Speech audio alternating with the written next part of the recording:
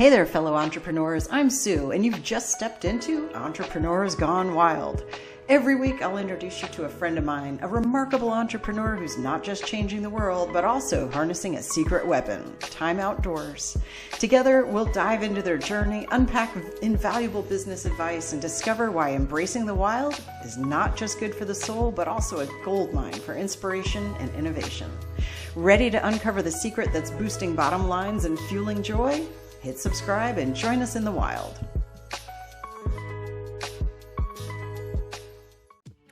Ladies and gentlemen, this one's going to be really, really cool. I should say, oh, so cool. So today I'm interviewing my friend and colleague and just like an awesome guy, a former coach for me. I mean, this guy's been around for a little while. It's Sean McCool.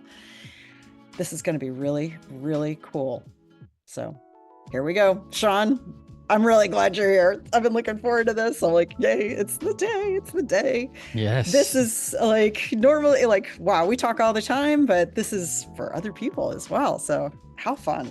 Yeah, I'm excited. I have no idea where this is going to go, and I'm completely open to that and surrender to the process and see what gold comes out. Because I think between the two of us, we've got some, shall we say, wisdom. I would say, let's call it wisdom. I mean, we've got the gray to go with it. You know? Exactly, so it gets to be called wisdom at this point. Yes.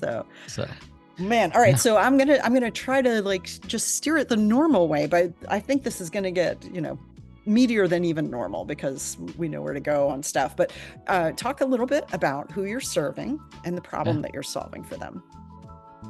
Oh, first of all, I hate this question, which is weird because, the last 15 years I've been doing direct response marketing. I've run some marketing teams, and I still absolutely, for myself, still hate this question. For a lot of reasons. Some, I think the world is changing. I don't think the question's as powerful as it used to be, if I'm being honest. But right now, who I serve is people who are in leadership positions, whether that's a team of one themselves, or it's, a team inside of a company, or they run their own company. So anybody who's looking to improve kind of their, the way they show up as a leader is who I'm serving right now. That looks like all the way from, like I said, single individuals up to corporate level, and at all levels of those organizations. Because I think there's some key stuff that happens, who you need to be as a leader, regardless of the size of the organization. So that's my current path, probably for the next 10 or 15 years, I would guess. This is so cool. I mean, this is exactly where I thought you should be, would be, this is that thing, Yeah, well, it's taken me a little while to be comfortable.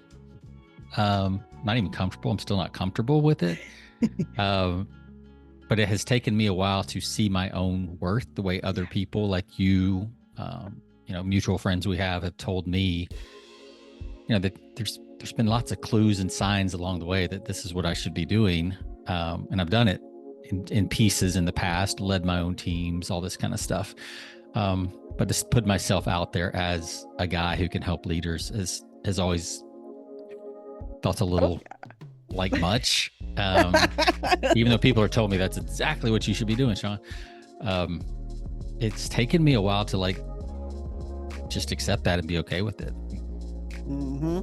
Do you get that little voice going, you're too big for your britches there, mister? I mean, that type of thing, like it can knock us off, Yeah. It's, whether you want to call it imposter syndrome or just like this, just little nagging self-doubt, and I think part of that is, your messes more intimately than, anyone in your life, including your spouse or, whatever, your partner. Like, there's a world inside you that you think is real, but it's actually pretty biased to the negative for a lot of people. So that's seems to be the battle right now, and the work is to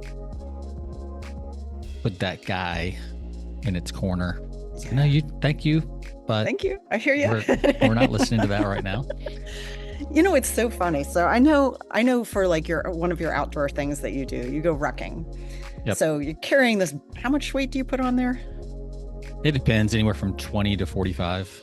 Okay, so noticeable. I've got three different plates. I've got a 20-pound plate, I've got a 30-pound plate, and I've got a 45-pound plate. So either one of those, typically 30 most often. Okay. 45 gets real heavy real fast. Real fast, I would think. 30 is a good challenging weight for if you're doing, less than 3 hours. If you're doing more than 3 hours, then even drop down to a 20 because you probably got 3 liters of water. Oh yeah, the other things. Which is another, 8 pounds or so. Yeah. For my math people, I know it's not quite 8 pounds, but right. A gallon is 8-point-something pounds. Yes, they are heavy. I can confirm. Right? So the thing is, so it's noticeable, right? Mm-hmm. You're carrying this weight. It's noticeable. Yes. And it's kind of like, I see almost this parallel, like you're able to come alongside a leader who needs to be coached, right? They're carrying this weight. You're carrying a weight. Like, it's like you get it. You get what they're carrying, which is really cool. Like you have this ability to ask questions that really kind of like split somebody open so that they're able comfortably to go, oh yeah, this is where I am.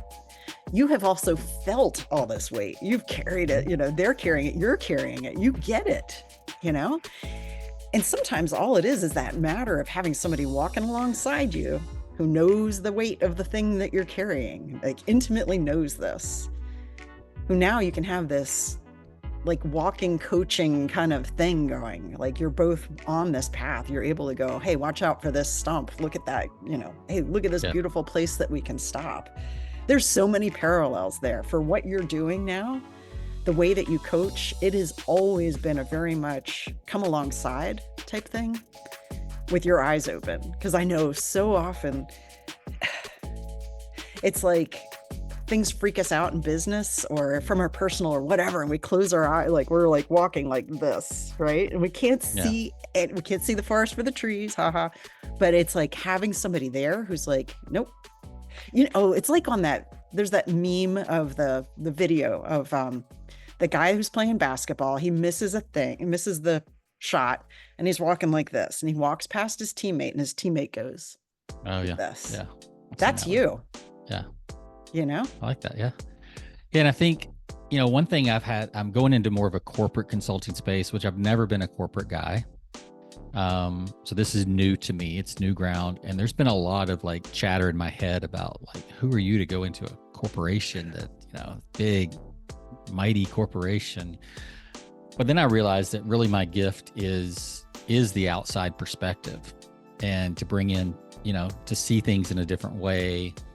So, I don't have to know your business, be in your business. I'm not a business coach, right? Yeah. I'm not coaching you on the mechanics of your particular business. I'm not that guy that's going to help you with inventory control or operations or anything like that, right? Really what I do with my clients is I help them lead themselves. And from there, everything kind of trickles down to their team because they become more aware, they become more intentional. So it's really about coaching people to lead themselves. So I love that. Yeah. We've heard for years the whole saying like, know thyself, right? And that's great. But then at some point after knowing yourself and navel gazing long enough, which I've certainly spent plenty of time doing, you've got to lead thyself, right? Yeah. So, and I think that's where not a lot of people that I work with directly, a lot of people I work with are already in motion and things like that. But sometimes they're caught up in the day-to-day. And they need to step back a little bit. And so I think there's a combination of knowing thyself and leading thyself. And then the third part of that would probably be, what you are really big on, which is revive thyself. You got to rest and revive and all that. So that's kind of the 3 pillars that I see, everybody needs to have. I can for sure see that. And it doesn't matter whether, you're coaching humans. So it doesn't matter if they're like solopreneur, but we'll see if I can like crack the AI coaching market. See if I can coach AI bots. That'd be cool. I was thinking aliens immediately. I'm like, aliens? Yes. But so it like, it literally matters not whether they are solopreneurs, in the trenches doing all the things, or running some massive, in the C-suite of some huge corporation. Like, these are still humans. They still have human issues, and still, Right. I mean, leadership is rare to find, because we like so you went through the military, you had a military career. I wouldn't call it a career. I went 3 years. Okay, well, a stop. Yes, not exactly a side hustle. I had a stopover in the military. It was not for me. I'm glad I did it. I'm proud that I did it. And I was also it just wasn't the environment for me. Sure. But I do look back, and there are some lessons I've certainly learned from it that I appreciate more now, obviously, than when I was 20 years old, right. in the middle of it. For sure. And I know, like, both of my brothers went, my one brother had a whole career, retired out as a colonel, all this kind of stuff. And I've had the pleasure of taking long car rides with him. And that man gets all these phone calls from people. It's just constantly, it was like watching leadership. Mm-hmm. It was so cool to see, this is my little brother. How did he become like this great leader? And so you do that. But I think most people don't have like a built-in way to learn leadership stuff. Well, I mean, leadership in the military is very intentional. There's courses. They literally send you off to, at every level, whether you're enlisted or non-enlisted, like, there are courses for every kind of major level that you have to take in order to advance. And there's still good leaders and bad leaders, even with that training, and that's very intentional, time-tested training. Especially on the officer side, but even on the NCO side, like, there's, like, to be a sergeant, you have to go to sergeant school. Like, you just have to go to that. So, which is cool, but we don't have that in our normal lives. Right. Entrepreneurs certainly don't have it. No. Some corporations have it if you're at a big enough corporation, like a Procter and Gamble or something like that. But, like, most, probably 25 million, 50 million maybe and under, don't have set career leadership paths for people to follow. Like a Xerox, Xerox, I think, was famous for their leadership training and sales training and things like that. But most companies don't have that. So they have to bring people in. Right. And obviously, if you got a team of, you or 3 or whatever, like, you certainly don't, that's the last thing on your list, probably. Yeah. Or it should be higher, but it should be way higher. I mean, it's, just being able to lead ourselves is a huge thing. We get so, where there's that space where, all that kind of stuff, especially for, smaller entrepreneurs, 5, 6, 7 figures, that can be, a make it or break it factor, and it impacts so many people. Now you take it into a corporate situation, and it's like, oh my goodness, how many how many direct reports does this person have, and how many do they have? And that, the ripple effect is just magnified. Huge. This is, I'd tell you the biggest leadership lesson I learned from military, before we lose that thread. I was walking one time with my CO, my captain, and I think we were going to the gym, and I was thinking about maybe going, switching from enlisted to officer, trying to decide if I wanted to stay in or get out or whatever. I remember walking down the sidewalk with him towards the gym, and he was like, he gave me some scenario. He's like, I want you to make a decision on this. And it was some, like, pretty, like, there was a no-win. It was kind of a no-win scenario, right? You're going to lose troops this way. You're going to lose troops that way. Like, it was kind of a no-win situation. And, I was thinking about, I was like kind of weighing the consequences. Like, I need a decision. Like, I need a decision. Like, and I was like, And what he said was, he's like, what they teach, especially an officer, on the officer side, is like, you just have to make a decision. He's like, you don't have time to second guess. You just have to make a decision. And leadership in the military doesn't actually care that much. You'll get in more trouble for not making a decision than you will making the wrong decision. Yeah. And then my other favorite quote around decision making, because I think that's a place where I see a lot of people, myself, get stuck. I've seen other people get stuck, is, over analyzing decisions. And one of my favorite quotes from Charlie Tremendous Jones, who's like a 70s motivational speaker. He's like, you don't make the right decision, you make a decision and then make it right. Because everything that happens after the point of decision to determine whether that decision is really right or wrong. Yeah. You can make almost any decision, and if you do the work on the back end, you can actually make it right. I agree. And that's how I've been living. You know, things can get crazy, but yes. But if you just sit there and do nothing, you end up usually worse off. For sure. Now, there are times there's the yin and yang, right? There are times to sit and do nothing. Yeah. But that's a decision. Right. You don't want to do it just by default because you freak out, you know? Right. I have always said that like standing in the doorway is the worst place to be.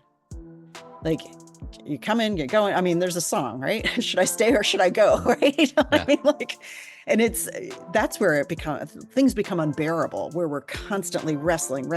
Like that is exhausting. Especially if it's like a busy doorway. Yes. And you're like, oh my gosh. Excuse me. Oh, sorry. Pardon me.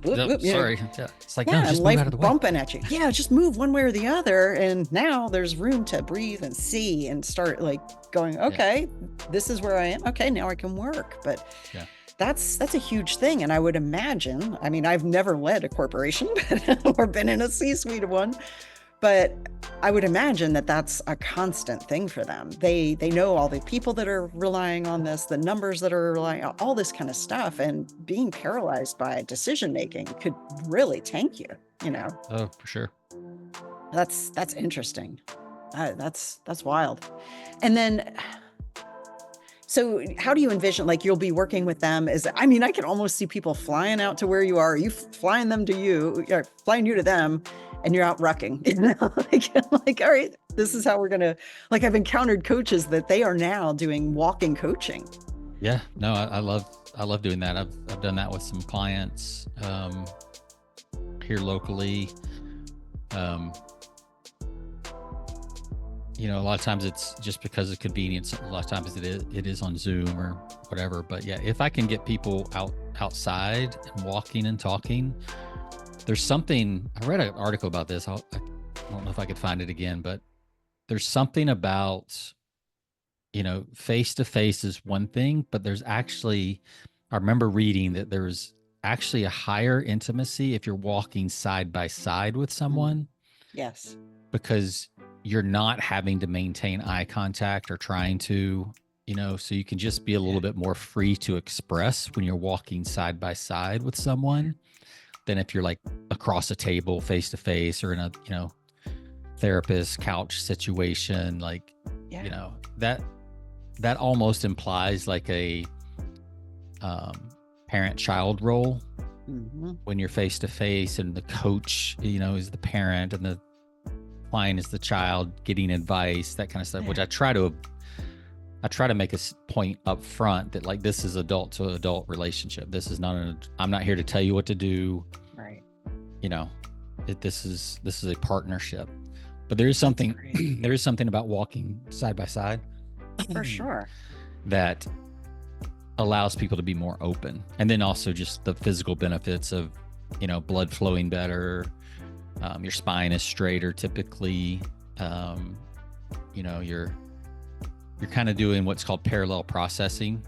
Like you're walking, you're kind of seeing the world around you. So your subconscious is a little bit more free to bubble up because your conscious mind is worried about, well, it's kind of both. You're also, because we all know how to walk pretty well. It's kind of also subconsciously, you're just kind of on autopilot. Well, sure. But you're looking for, you know, don't want to trip on that or, you know. Yeah. So it is that's so cool. I think it might be Dr. Huberman that said that. I'm not sure. I know I keep hearing that, like and I can confirm, you know, like when my kids were teens, the best conversations we had, we were in the car, I'm driving, they're sitting in the passenger seat. We're not looking at each other. All of a sudden, you know, you got this surly teen who's rolling their, it doesn't matter. Don't ask. It's not a big thing. If you're face to face and all of a sudden you're driving and they're like, what? All the stuff they got to say, you know?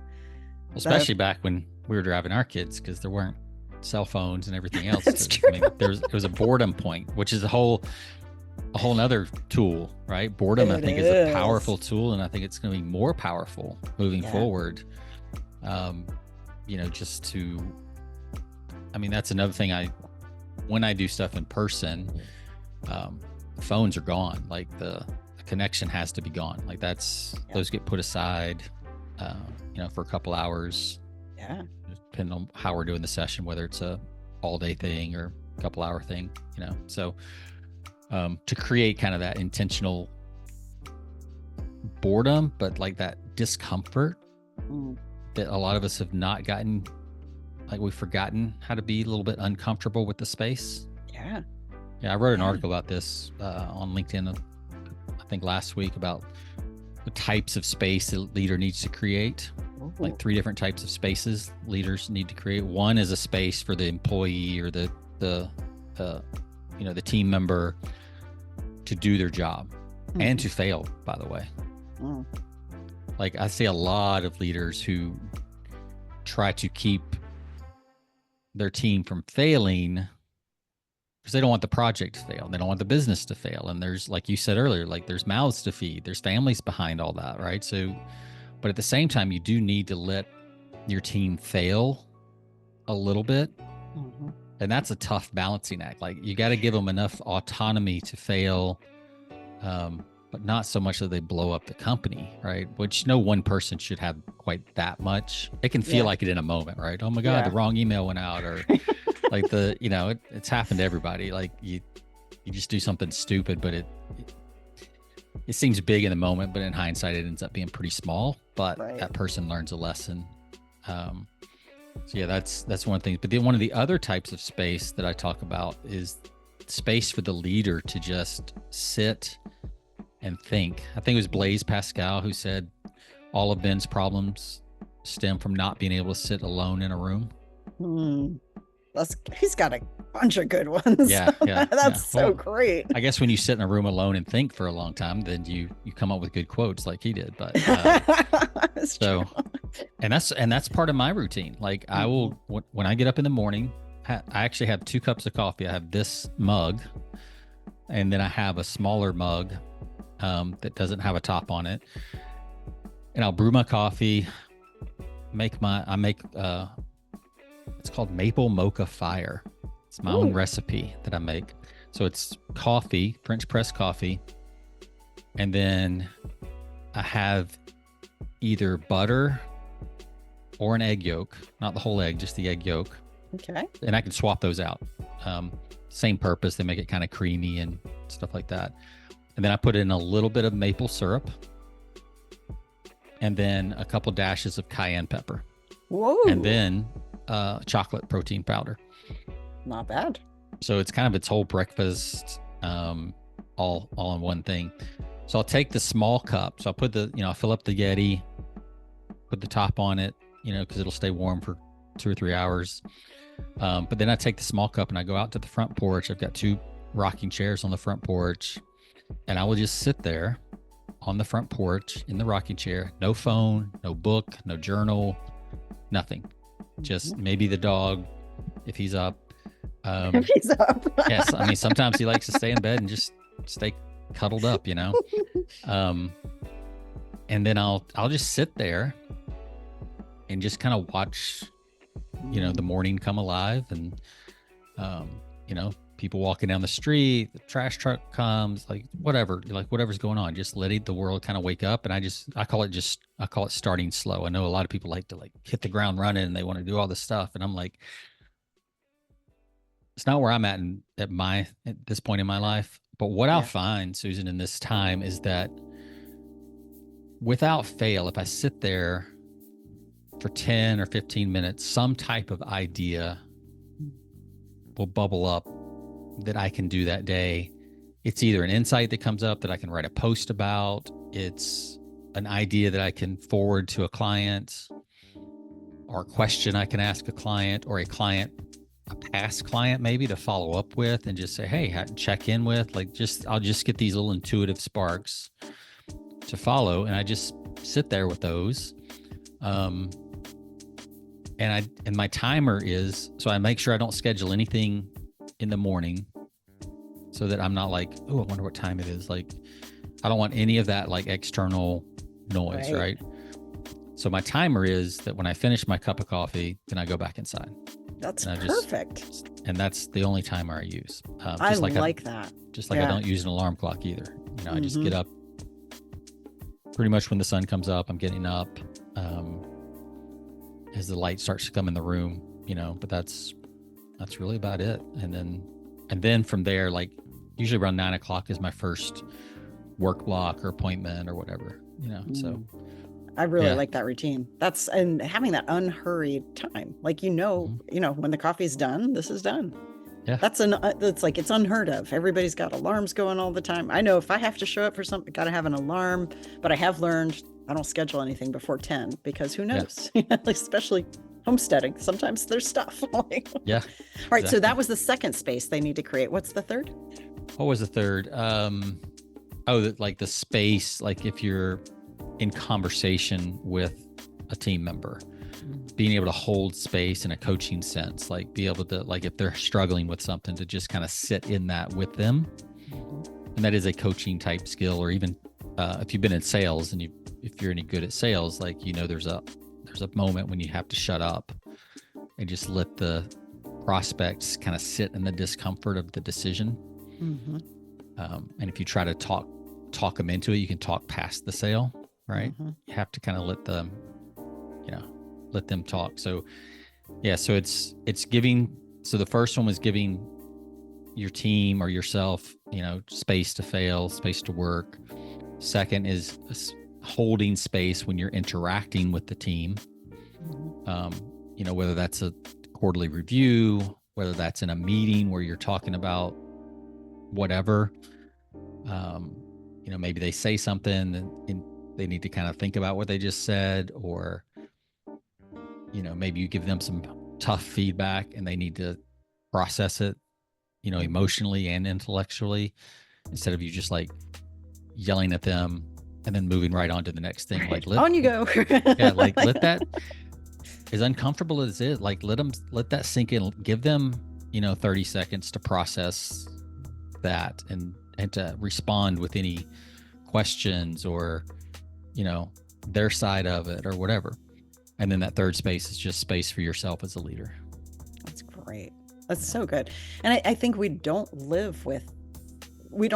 typically build intentional space into our lives. Everything is just go, go, go. It's constant, you know. I know for me, when I first started taking unhurried time, unplugged, all this kind of thing, there was a panic feeling like, okay, I stopped moving. Am I going to be able to start again? Oh, this is big. Yeah. You know, and I've been briefing people. I'm like, all right, when you come out to the retreat center, like people will be like, oh, what can I do there? I'm like, well, I mean, you can go to all the things. There's the Appalachian Trail. You could do, you know, come on, you know, I got a shovel, you know, like we got water to haul. We got this, that. But I keep saying, coming back to, I honestly hope you'll get bored. Like, I don't want to entertain you here. I want you to go sit, put your butt in a chair, put your feet in the creek, maybe skip some stones with Spook, my husband, you know, go sit under a tree. I want you to go listen to the weird birds and just sit there and get bored, because that is where healing starts. That is where your great ideas come from. We don't have all that frenetic energy.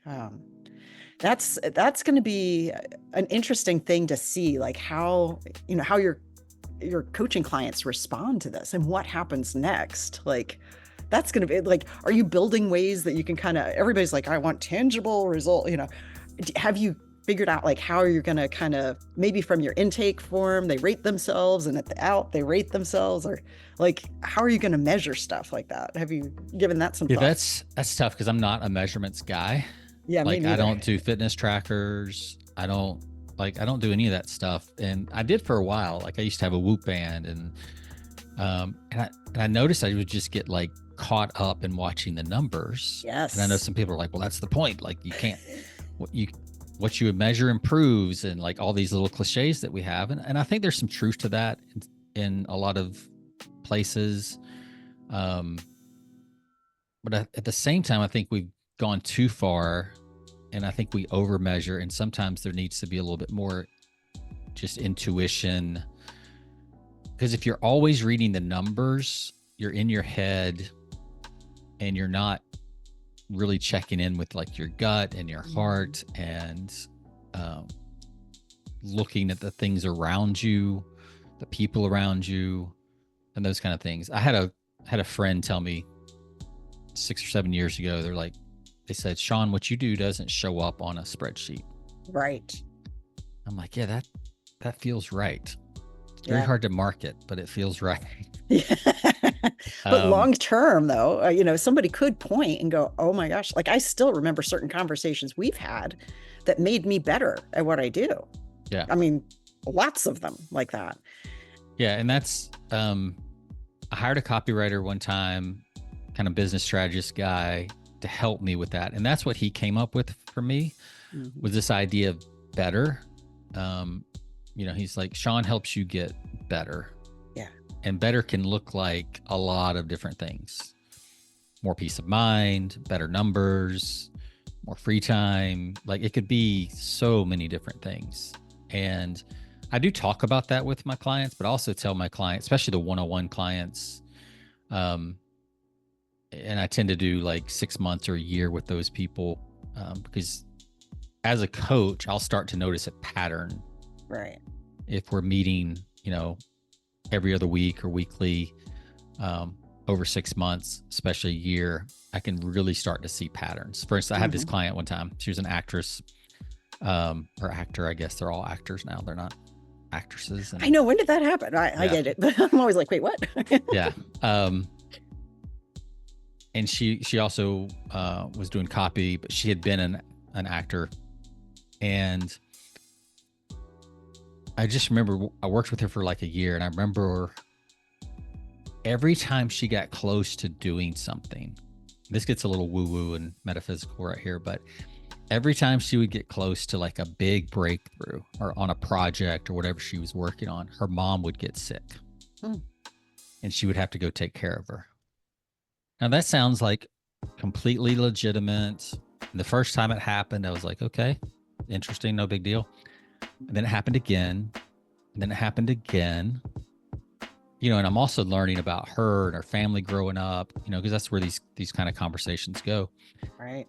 Well, she's also got like 4 sisters, all of which, every single one of which live closer to her mom than she does. But she was always the one that had to go help and do the thing. Right. So after it happened like the 3rd time, I said, look, here's what's going on. Call me crazy, but here's what's going on. I can see it, because I'm over here. I'm looking at it. It's not my life. I can see it very clearly. Every time you get close, every time you get ready for a breakthrough, every time the project starts rolling along and it's like at 80%, this flares up and you're the one that has to go take care of it. And she was like, no, that's ridiculous. I have to take care of my mom, blah, blah, blah. So we had a great year coaching together. And then like 2 years later, she called me and she's like, oh my God, Sean, you're so right. Like I see it. Yeah. And I finally put up boundaries and said, I'm not the one taking care of it, all that kind of stuff. And a lot of her stuff took off after that. But sometimes there's times where I don't get the result that I can plainly see for the client in our time together. Yeah. But they will very often call me back and say exactly what you said. I still hear the words, like you're still in my head, you know, which it's kind of cool. I don't know how I do that, but exactly. Isn't that funny? It is a side effect of working with me. So just be warned. If anybody wants to work with me. Lingering effects. I may be in your head for years. So I get that actually quite a bit. Like people are like, I hear your words all the time. Like, it's like, that's true. That's true, man. I mean, it's the potential for this. I get so excited by the ripple effect of stuff, Oh yeah. Yeah. And it's like, oh, wow, wow, just wow.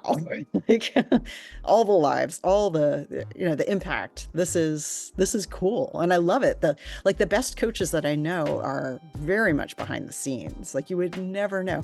We had the opportunity to host overnight, actually. Somebody who was extremely high up and a very, very, like, everybody would know this guy's name. The guy that he coached for. Nobody would know the guy that came here.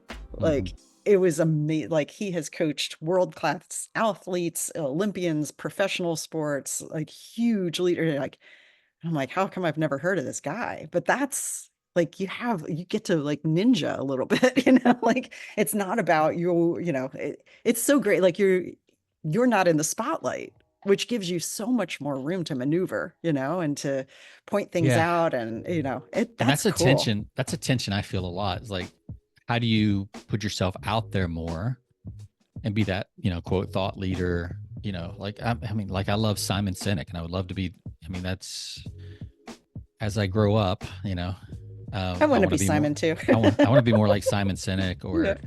a combination of like Simon Sinek, Malcolm Gladwell, and Robert Greene. Like, that's, to me, like, if I could kind of put those three in a pot and stir it up, I feel like I'd be somewhere in there. That's probably my uniqueness. Yeah. So, like, but yeah, it's like, in the social media age, you think you got to put yourself out there. You got to, and I think you do. You have to create some content and things like that. But yeah, I go back and forth. Like, I love being on stage, but it has to be a situation kind of where I'm invited. I don't want to like push myself there.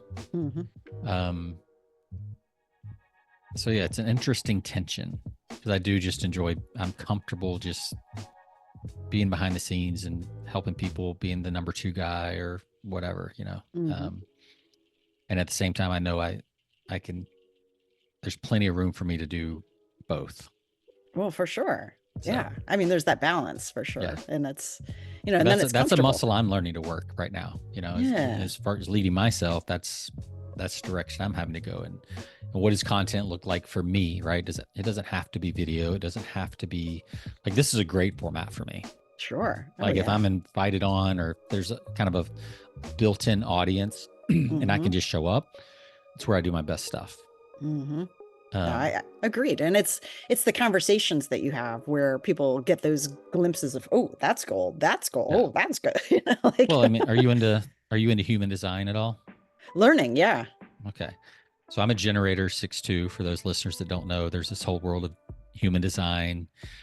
Pretty interesting. I still don't know if it's, how true it is or not true. I have my intellectual back and forths with it, but it seems pretty darn accurate. Pretty accurate. I dive into it.